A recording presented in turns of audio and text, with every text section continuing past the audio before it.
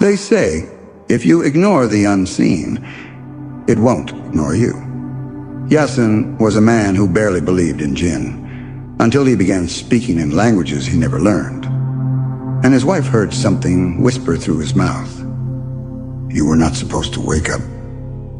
This is not a made-up tale. This is what happens when faith fades and something else takes its place. Yasin was not the kind of man to believe in stories. Not the jinn stories whispered by the elders.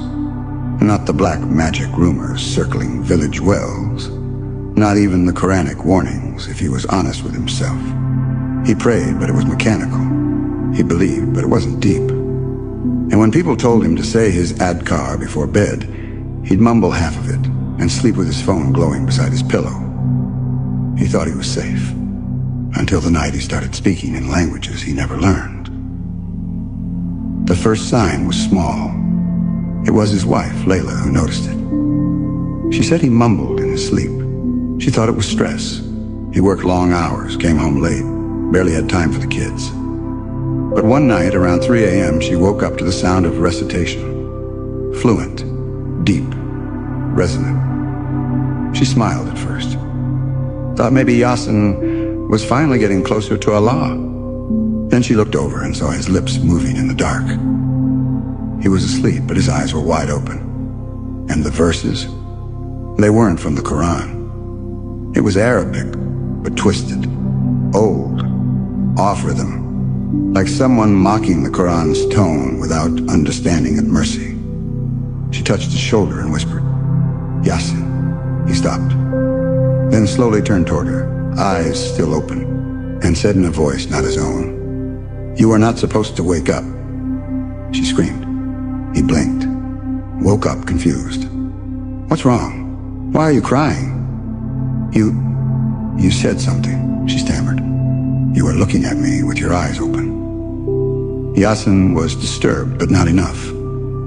He brushed it off as a dream, a stress response, maybe a panic attack.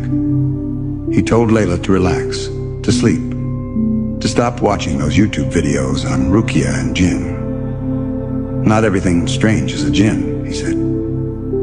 She stared at him quietly. The second sign was louder. He started waking up exhausted. Headaches, pressure behind the eyes.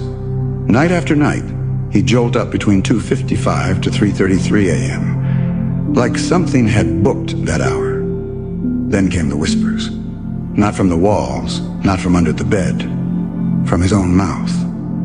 Layla began recording it. At first he didn't believe her, until she played it back. He listened to himself whispering phrases like, I didn't open it. It opened itself. The agreement is older than this house. Don't tell her. She'll ruin everything. His skin crawled. He asked, Where was I when I said this? She said sitting, cross-legged, facing the corner of the room. One night, Layla heard Yasin laughing, but not his usual laugh. It was too low, too drawn out. Not joyful, just wrong. She crept to the doorway and peeked into their bedroom. Yasin was sitting on the edge of the bed, alone, facing the wall, smiling, listening, as if something was whispering back. He didn't even notice she was there. But the next morning, when she told him what she saw, he said, I don't remember anything, but I feel like someone's been borrowing my mouth. And then came the smell. It wasn't the kind of smell you describe. It wasn't sweat or rot or food. It was something dry, ancient, ashy, like burnt bones soaked in old water. It appeared only at night, always strongest near the closet, sometimes by the window, once, chillingly, right in the baby's crib. Yasin began to worry. He finally went to the masjid and asked the imam quietly, Can stress cause hallucinations? The imam looked at him carefully. Are you seeing things? Yasin hesitated. I think I'm being visited. He explained to the imam. The imam came the next evening. Not with incense, not with oils. Just the Quran and a calm look on his face. Nothing repels the shaitan like Quran, he told them. Let's begin there. He sat in the living room. Layla brought water. Yasin stood awkwardly nearby, trying not to seem afraid. The Imam began to recite. 30 minutes in, something changed. It wasn't dramatic, no voices, no levitation, no Hollywood madness. Just the house felt tight. The walls seemed closer. The light bulbs dimmed ever so slightly. A ticking sound started in the ceiling. Tick, tick, and tick, tick. The Imam stopped and looked at Yasin. Is there an attic? Yasin nodded. And when was the last time you opened it? Never, Yasin admitted. Not since we moved in 2 years ago. The Imam stood. Let's check it. The air grew colder the moment they pulled the ladder down. Yasin followed behind the Imam, flashlight trembling in his hand. The attic was just dust, old wood, spiderwebs at first. Then the Imam stopped walking. Shine your light there, he said. In the far corner, just behind a low wooden beam, was a small crate. Not modern, not plastic. Old. Hand-carved, covered in wax. There were markings on the lid, Arabic letters, but not words. They looked like someone had taken verses and broken them apart to twist their meaning. Yasin felt a sharp pressure in his chest. Is that? He asked. The Imam didn't answer immediately. He stepped forward and began to recite. A'udhu billahi mina shaitani rajim. Bismillahir rahmanir rahim. Allahu la ilaha illa huwa al-hayyul qayyum. Ayatul Kursi. As the words rolled out, the crate began to vibrate. Softly at first, then harder. Yasin panicked. Should we open it? No, the Imam said quickly. Not here, not with your family below. That night, the Imam took the box with him. Promised he'd contact a local Ruqya expert. He told them firmly, pray and recite Surah Al-Baqarah in full. Do it tonight. I'll handle this end. But Yasin couldn't sleep. Layla couldn't eat. The children cried randomly through the night. Every time they recited Quran, something clicked in the walls, like nails popping out of wood. 2 days later, the Imam returned. His face was pale. There were names inside the crate, he said. Yasin blinked. Names? Yes, old ones. Written in seer scripts, knotted and buried in soil. Whoever lived here before used that box for a pact, Layla asked. With jinn? He nodded slowly. But not just jinn. The kind of pact where the person offers a place, a family line, sometimes even a soul. He placed a hand on Yasin's shoulder. And your name was one of the newer ones. What do you mean newer? Yasin asked, heart racing. Do you know who lived in this house before? Yasin paused. It was my uncle. My father's older brother. He passed away a few years ago. We inherited it. The Imam closed his eyes. That explains it. Explains what? Your uncle wasn't just eccentric. There are reports of people like him, men who dabbled in old rites, who thought they could control the unseen. He may have made a deal that was never undone, and now it's following the bloodline. Yasin was silent. Layla clutched her scarf tighter around her. So this is generational? Yes, the Imam said quietly. But it can be broken. How? By anchoring your home in the Quran, daily. By purifying your life. And most importantly, by never speaking to them again, even if they come to you sweetly. Even if they call you by name. For the first few days, Yasin played Surah Al-Baqarah every evening. He and Layla prayed together. They left Quran audio running in the kids' room. No more whispers, no more smells. Peace almost. Until the 5th night. It started with a dream, not a nightmare. It was warm, familiar.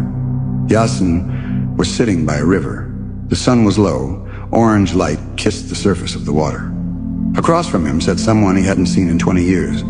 His childhood best friend, Samir. Samir, who drowned in the lake when they were kids. Samir, whose body was never found. He looked just as Yasin remembered. Same crooked smile, same chipped front tooth. Samir leaned forward and said softly, "You remember when we were boys? We used to talk to things no one else could see. Yasin froze. You still have the gift, Samir said, smiling. They haven't forgotten you. One of them still remembers your name. She says you used to listen. She wants you to listen again. Yasin tried to speak, but the river behind Samir suddenly rushed backward, flowing uphill. Then Samir's eyes turned pitch black, and he whispered, "Don't wake up." Yasin gasped awake, soaked in sweat, heart pounding like a drum. He looked over. Layla and the kids were fast asleep. He got up, walked to the bathroom. But when he looked in the mirror, his reflection didn't move right. It blinked a full second after he did, then smiled on its own. The next day, Yasin visited the Imam again. He sat down slowly and said, "Why would a jinn pretend to be someone I loved?" The Imam's face was serious. Because jinn feed off memory, emotion, attachment. It's like currency to them. He paused. "Do you know the concept of Karan?" Yasin nodded faintly. "The companion jinn were all assigned?" "Yes, but not all Karin are passive. Some get stronger if we live heedlessly, if we ignore a lot, if we play with things we shouldn't." He looked directly into Yasin's eyes. "You may have had a door open since childhood. Someone around you may have allowed it." Yasin whispered, "My uncle?" The Imam nodded. "Possibly. And now it's your test." Yasin tried to hold firm, but he kept having the dream. Samir kept returning, sometimes laughing, sometimes crying, sometimes screaming, and always whispering things no one could know. "You cried under the staircase when your father hit you. You buried that note Layla wrote you in the 6th grade. You think your faith is strong, but you haven't cried in prayer for years." Yasin broke. One night, he snapped and yelled, "What do you want from me?" And from the shadows of his bedroom, a voice calmly answered, "Only to listen, like you used to." That was the night he saw her, the girl in the corner, long hair covering her face, hands folded, pale, just sitting. He didn't scream, he couldn't. He just stared, frozen. Then she slowly lifted her head, and he saw his mother's face before she disappeared.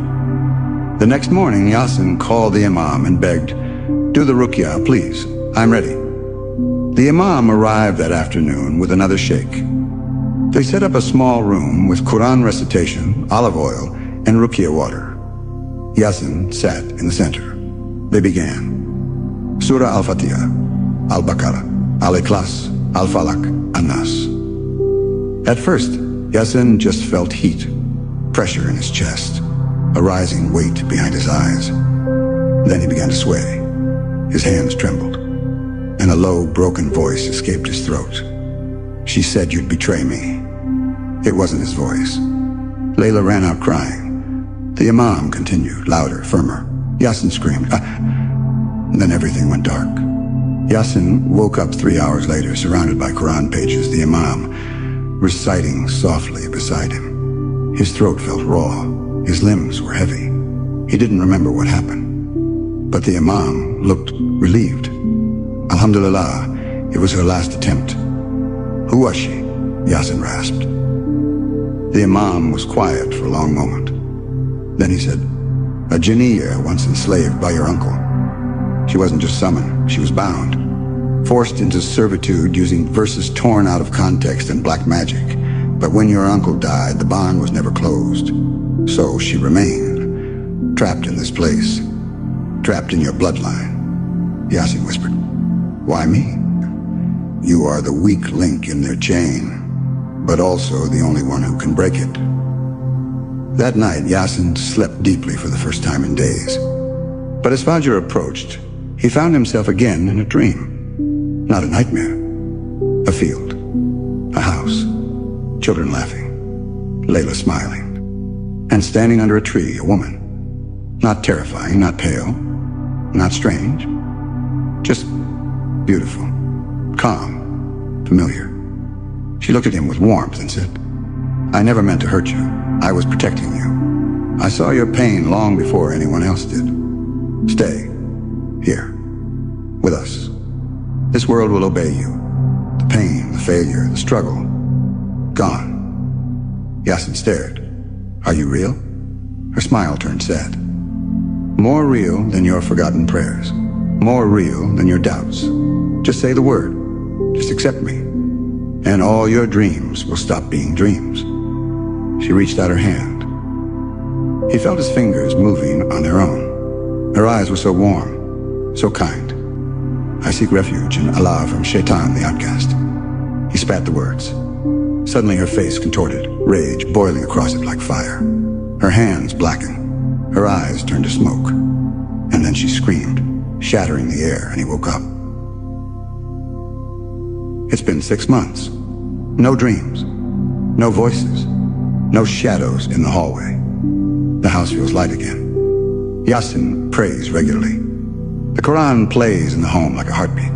Layla and the children laugh again. But sometimes, just sometimes, he'll hear a whisper in the wind or feel someone watching when he's alone. And then he remembers what the Imam said. The jinn remember those who see them. But they fear those who remember Allah more. The world of the jinn is real, mysterious, hidden. But darkness has no power over you, if your heart is filled with the light of Tawhid. Yasin's story is not rare. Many families live haunted lives, not by ghosts, but by pacts, sins, and neglect passed down silently. The solution? Knowledge, Tawbah, Ruqya, and a heart anchored in Quran. Because in the end, the jinn don't fear your voice. They fear his words on your tongue. Yasin's story isn't just a warning, it's a wake-up call. The unseen is real. The Quran is our shield, and heedlessness can become an open door. Have you locked yours? If these stories awaken something in your heart, like this video, share it with someone who needs to remember that protection isn't in superstition, it's in sincerity.